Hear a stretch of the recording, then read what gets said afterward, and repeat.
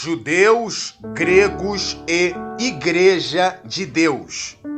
Primeira carta do apóstolo Paulo aos Coríntios, capítulo 10, versículo 32, diz assim: Não vos torneis causa de tropeço, nem a judeus, a gregos e a Igreja de Deus. O apóstolo Paulo menciona 3 grupos distintos que precisamos entender cada um deles devidamente para um correto entendimento. Primeira menção, judeus. Trata-se da casa de Judá, segundo a carne, não crente em Jesus como o Messias. Segunda menção, gregos. Trata-se de gentios, porém com o DNA dos eleitos. São os da dispersão da casa de Efraim após o fim do cativeiro assírio, se tornando estrangeiros nas nações para onde foram semeados, incluindo na Grécia, e que ainda não haviam abraçado o Evangelho, ou seja, que ainda não exercia confiança no Messias. Romanos capítulo 1, versículo 16.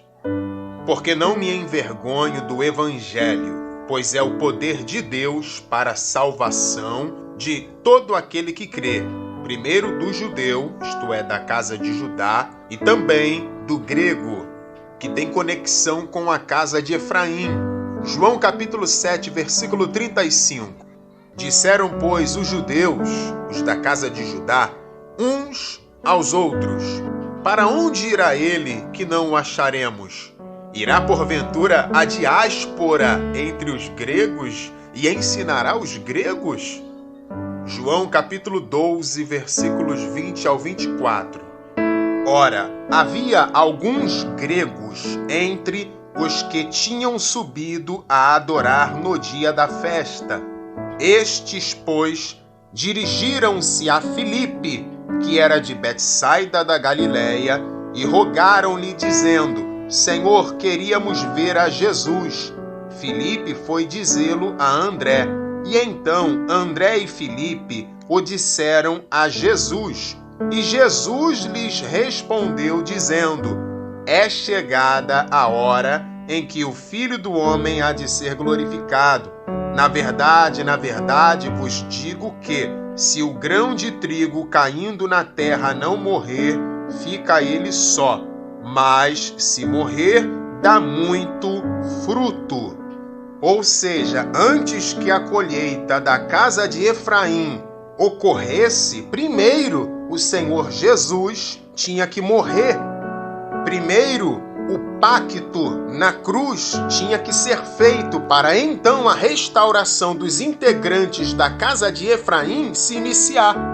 Ou seja, antes dos da casa de Efraim, que agora são e estão na condição de gentios estrangeiros, sem Deus e sem Cristo no mundo, porém, tendo em si o DNA dos eleitos, antes destes começarem a ser colhidos na terra, necessário era que primeiro o Senhor Jesus morresse na cruz no Calvário, porque através da sua morte na cruz, Deus faria o seu novo, perfeito e eterno pacto com as 2 casas de Israel.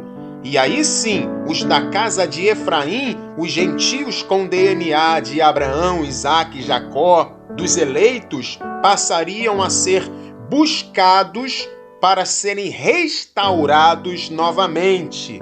E isso em todas as partes para onde foram, em decorrência da diáspora, nos países nos quais ali por Deus foram semeados e passaram a viver como não mais meu povo, como não mais povo de Deus, temporariamente. E é isso que Jesus está dizendo. Número 3. A Igreja de Deus.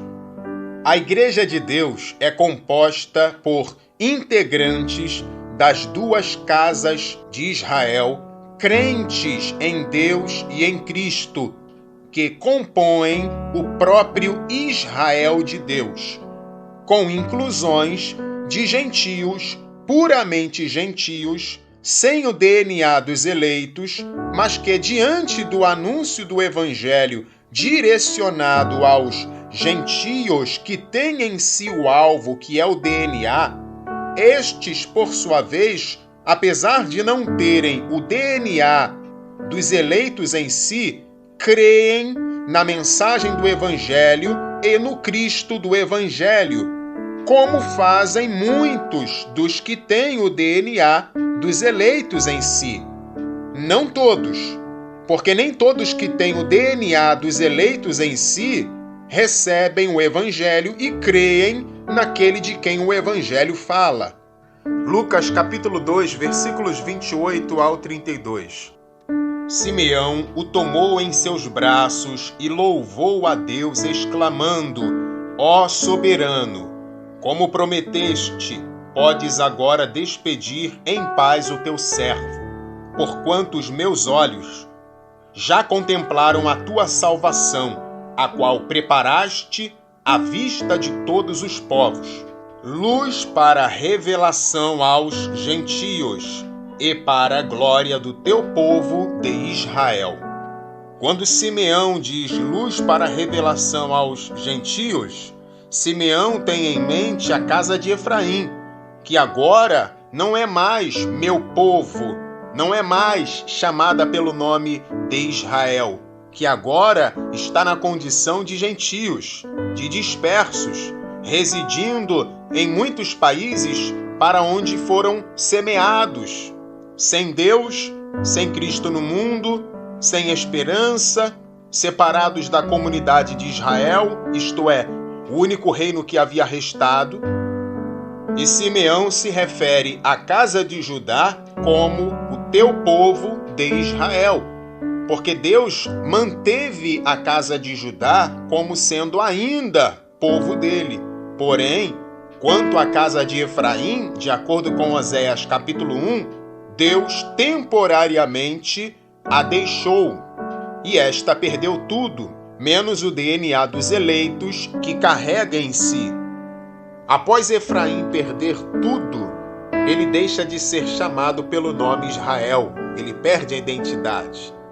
Vai para o cativeiro, vai para a dispersão, e aí ele se torna gentios, ele se torna dispersos, tão somente com o DNA dos eleitos.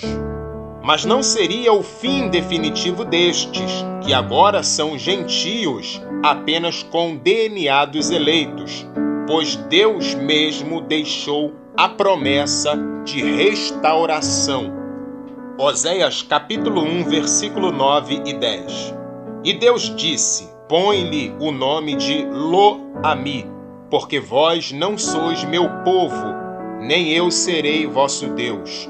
Todavia o número dos filhos de Israel será como a areia do mar, que não pode medir-se, nem contar-se.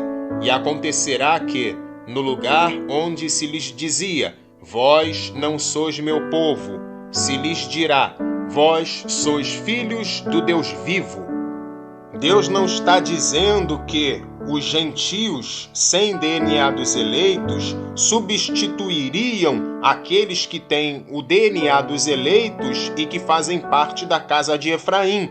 Não é isso que Deus está dizendo. O que ele está dizendo, na verdade, prometendo, é que ele deixaria sim a casa de Efraim.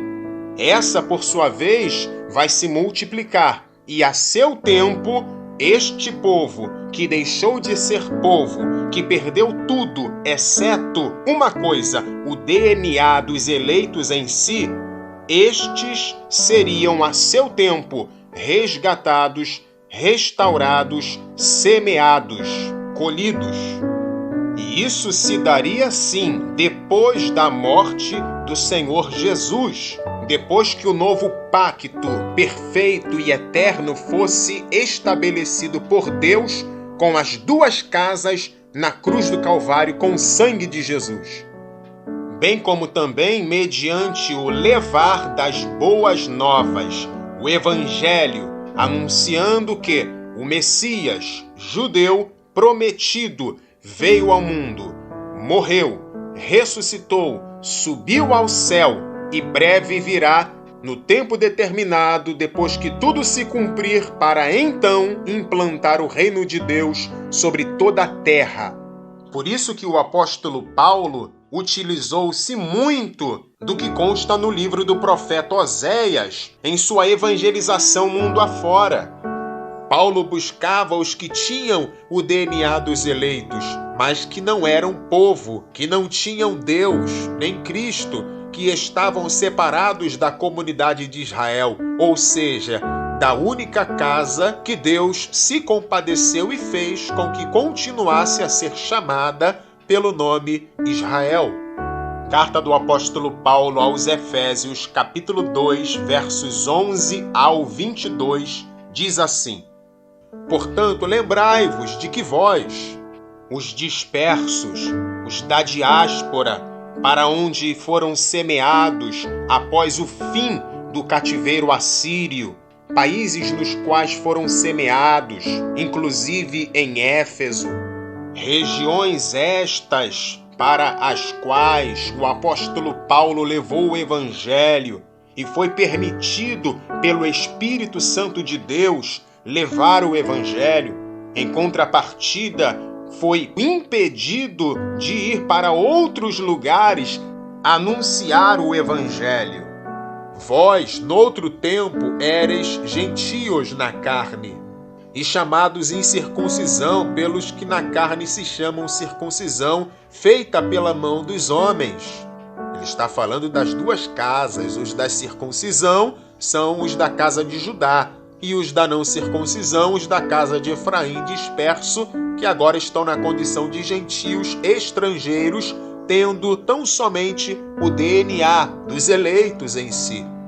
Que naquele tempo estáveis sem Cristo, separados da comunidade de Israel e estranho às alianças da promessa, não tendo esperança e sem Deus no mundo. Mas agora em Cristo Jesus, vós, que antes estáveis longe, já pelo sangue de Cristo chegastes perto, porque Ele é a nossa paz, o qual de ambos os povos fez um, e, derrubando a parede de separação que estava no meio, na sua carne desfez a inimizade, isto é, a lei dos mandamentos que consistia em ordenanças para criar em si mesmo dos dois um novo homem, fazendo a paz e pela cruz reconciliar ambos com Deus em um corpo, matando com ela as inimizades, e vindo, ele evangelizou a paz a vós que estáveis longe, a saber, a casa de Efraim, e a vós que estáveis perto, a saber, a casa de Judá. Porque por ele ambos temos acesso ao Pai em um mesmo Espírito, assim que já não sois a casa de Efraim, os que agora estão crendo dentre a casa de Efraim, que antes eram apenas gentios, estrangeiros, mas com DNA dos patriarcas, dos eleitos. Já não sois estrangeiros nem forasteiros, mas concidadãos dos santos. São cidadãos juntamente com os crentes em Deus e em Cristo, da casa de Judá e da família de Deus, edificados sobre o fundamento dos apóstolos e dos profetas, de que Jesus Cristo é a principal pedra da esquina, na qual todo edifício bem ajustado cresce para templo santo no Senhor, no qual também vós, os da casa de Efraim, gentios, com DNA dos eleitos, vós juntamente sois edificados para a morada de Deus em espírito. Vale mencionar aqui, para finalizar, que muitos judeus em Israel creram em Jesus como sendo este o Messias, e muitos não creram, é verdade. Mas quem clamou pela morte de Jesus foram as massas das lideranças religiosas daquela época. Quem rejeitou o Messias em se tratando de judeus fora a liderança religiosa que representava o povo, a nação judaica, a casa de Judá, e não toda a casa de Judá, literalmente em si.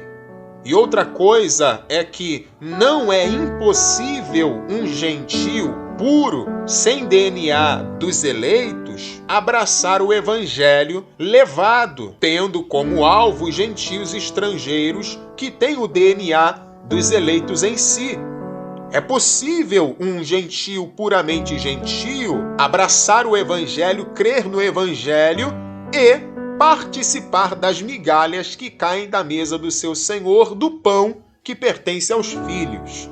E isso tem ocorrido, sim, no presente momento.